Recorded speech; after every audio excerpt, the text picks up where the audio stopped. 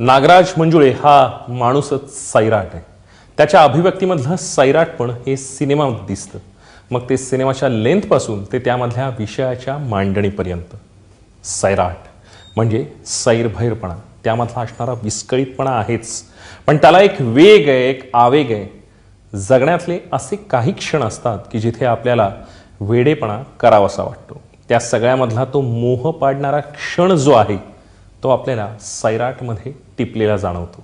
या सिनेमात असलेला तो माहोल आपल्या मनाचा ठाव घेतो. प्रेम ही भावना सार्वकालिक आणि वैश्विक आहे असं मान्य केलं तरी सिनेमातली मांडणी आणि त्या सगळ्या गोष्टी पाहताना आपल्याला जाणवतं की या सिनेमात दोन सिनेमा आहेत. एक पूर्वार्धापूर्वीचा एक सिनेमा आणि उत्तरार्ध हा एक वेगळाच सिनेमा. व्यावसायिकता आणि कलात्मकता या दोन्ही गाभा असलेले हे दोन स्वतंत्र सिनेमे नागराजने सैराट या एका नावामध्ये एकत्रित केलेले आपल्याला पाहायला मिळतात. नागराजच्या फॅन्ड्रीचे ठसे आपल्या मनात असतातच, पण सैराट हे प्रकरण वेगळं आहे. मुळात त्यामध्ये 1 तास 50 मिनिटांचा पूर्वार्ध अन्न आणखी तासभर असलेला उत्तरार्ध असा हा खेळ. मुळात आपली काहीशी दमछाक करणाराच सिनेमा आहे. आपल्याला ज्या प्रकारे पूर्वार्ध वाटतो त्यामधलं गावातील प्रेम प्रकरण आणि त्यासाठी त्या प्रेमाच्या सफलतेसाठी केलेली जद्दोजहद, या सगळ्यामध्ये इतकी धमाल आहे, मजा आहे, मस्ती आहे, एक प्युरिटी आहे.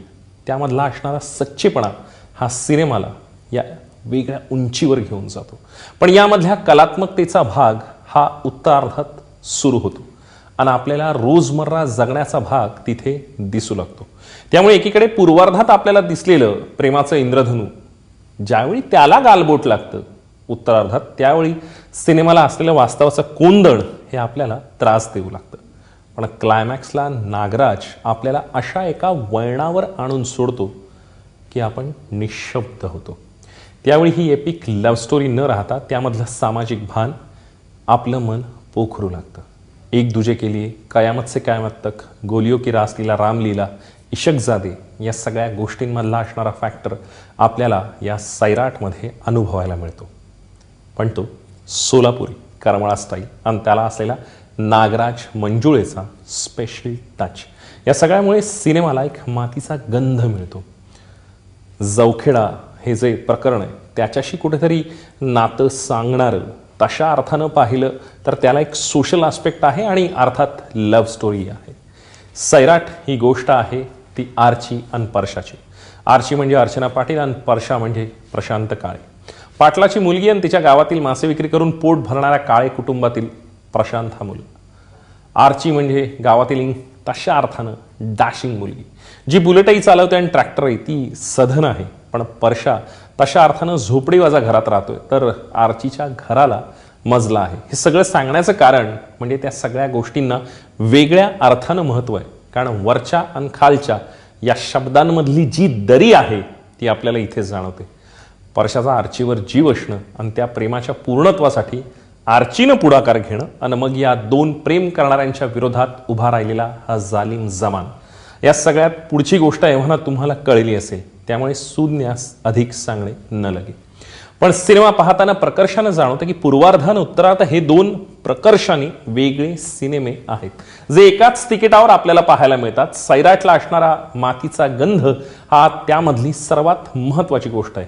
क्लायमॅक्स तुमच्या मनाला चटका लावून गेला नाही तरच नवल, आणि ते सारं लहान मुलाच्या दृष्टिकोनातून चित्रित केलं आहे. त्यासाठी नागराजला स्पेशल ब्राउनी पॉईंट्स. नागराजच्या सैराटची शक्तिस्थानं पाहिली तर आपल्याला त्यामध्ये दिसणारा एक रॉनेस आहे, रासवटपणा आहे, जो मातीशी भिडलेला असणं आणि त्याची पात्र निवड. खरं तर म्हणजे आर्ची आणि परशापर्यंतच हे सार्य मर्यादित राहत नाही. त्यामधला प्रदीप, त्याचा फेंगडेपणा, सल्या, त्याच्या चेहऱ्यावर असणारा काही भावांचा अभाव अन व्यक्त होण्यातली निरागसता, या साऱ्या गोष्टी सिनेमातील म्हणजे ज्या पात्रांना अधिक पर्यायानं पूरक करत जातात आणि त्या गोष्टी सिनेमाला पोषक ठरतात. नागराजने छोट्या गोष्टी अधिक तरलपणे दाखवल्यात. वर्ण आणि जातीपातीवर थेट भाष्य न करताही त्यामधलं द्वंद्व ज्या प्रकारे अधोरेखित केलंय ते पाहताना ठिणगीचा वणवा होण्यातली ताकद ही इथली फार महत्त्वाची वाटते. या सिनेमातील क्रिकेट मॅच पात्र मनात ठसवण्यासाठी उभारण्यासाठी घेतलेला वेळ असो वा विहिरीमधील सिक्वेन्स हा महत्त्वाचा वाटतो. अगदी चिठ्ठी देण्याच्या सिक्वेन्सपासूनचा असलेला हा खेळ अधिक रंगतदार होतो. तिथून सुरू झालेला हा प्रवास आणि या सगळ्या गोष्टी ज्या प्रकारे रंगत जातात आणि सारं प्रेम आकाराला येत असणं, त्यामधल्या उसाच्या फडात तिनेच त्याला आय लव्ह यू म्हणणं असेल वा मी एकटीनेच शेतात जाते असं सांगणं आणि तेही थेट परशाच्या दारात येऊन. यामध्ये अनुराग कश्यपच्या देवडीमध्ये नायिका शेतात सायकलवरून बिछाना नेते, या सगळ्या गोष्टींचा एक रेफरन्स आपल्याला लागतो. या सगळ्या गोष्टीतकंच ते बंडखोरही वाटतं, पण नागराजच्या स्त्री प्रतिमांमधला सोशिकपणा आणि तरीही त्यामधला हळवेपणा हा कुठेही हरवलेला नसतो. या बोल्डनेसमध्ये स्त्री ही तितकीच सक्षम असणं हे या सिनेमातलं शक्तिस्थान वाटतं. परशासोबत शेतात फिरताना आपल्या मैत्रिणीला परशाच्या मित्रांना तिने शेत दाखव म्हणून सांगणं असेल, या सगळ्या गोष्टी खूपच बोल्ड असल्या तरी त्या इतक्या सहजतेने दाखवल्या. यामधलं अलिखित असणारी अप्रतिम गोष्ट म्हणजेच अजय अतुलचं संगीत. यामधल्या प्रत्येक गाण्याचा असा स्वतंत्र फ्लेवर आहे, त्याला असणारा एक माहोल आहे, त्यामधला ठेका हा नकळत आपण धरतो. ही अजय अतुलच्या संगीताची जादूच म्हणायला लागेल. मग याड लागलं असो, झिंगाट असो वा सैराट झालं जी, सारी गाणी सोलफुल आहेत.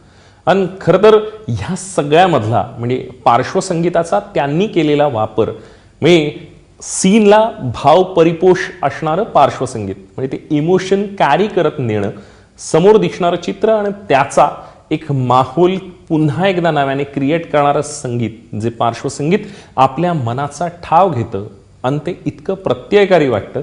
त्यामुळेच अजय अतुल मोठे का आहेत हे आपल्याला जाणवत राहतं. आपल्याला जाणवतं की सिनेमाचा USP आहे तो ती दोन मुलं, ज्या पद्धतीने रिंकू राजगुरू या मुलीने वयापेक्षा असलेली दाखवलेली जी समज आहे आणि त्या पलीकडे तिने उभं केलेलं आर्चीचं पात्र सिनेमात खऱ्या अर्थानं जान भरतं. तिच्या वागण्या बोलण्यात, तिच्या डोळ्यांमधली चमक आहे, तिच्यातल्या नवखेपणात आणि त्यामधल्या डॅशिंगनेसचं खऱ्या अर्थानं कौतुक आहे. तिचं व्यक्त होणं आणि त्यामधल्या निरागसतेमध्ये असणारी एक वेगळीच अशी गंमत आणि ती न्यारी आहे. आकाश ठोसरलाही आपला चांगलाच ठसा उमटवता आलाय. त्याच्या व्यक्त होण्यात, रोखून बघण्यात एक मजा आहे. त्याच्या सगळ्या प्रकरणात एक शार्पनेस आहे. त्याच्या करमळ्यामधल्या ट्रेन जातानाच्या डान्स सिक्वेन्सपासून मित्रांसोबतचा, मग अडथळ्यांची शर्यत पार पडणारा आणि त्या समोर येणारा परशा त्याने ज्या प्रकारे जिवंतपणे उभा केलाय त्यातली ती गंमत आहे. प्रदीप आणि सल्या या व्यक्तिरेखाही चांगल्याच रंगल्यात. त्यामधला स्पार्कही आपल्याला जाणवतो आणि जे रसरसलेपण आहे, जे जिवंतपणा आहे तो अधिक प्रकर्षाने काळजाला भिडतो. परशा, सल्या आणि प्रदीप यांच्या मैत्रीत म्हणजे जीवाला जीव देण्याच्या या मित्रासाठी जीवाचं रान करण्याच्या या गोष्टींमध्ये असणारा निरागसपणा हा या सिनेमाचा USP आणि खरंच तो रंगत आणतो. यामध्ये झी स्टुडिओचा सर्वेसर्वा निखिल सानेचं विशेष कौतुक आहे. एक बिझनेस मॉडेल ज्या प्रकारे त्याने उभं केलंय झी स्टुडिओचं ते पाहता त्यामधली व्यावसायिकता आणि कलात्मकतेचा सुवर्णमध्य इथे गाठण्याचा केलेला प्रयत्न म्हणून हे निश्चितच कौतुकास्पद वाटतं.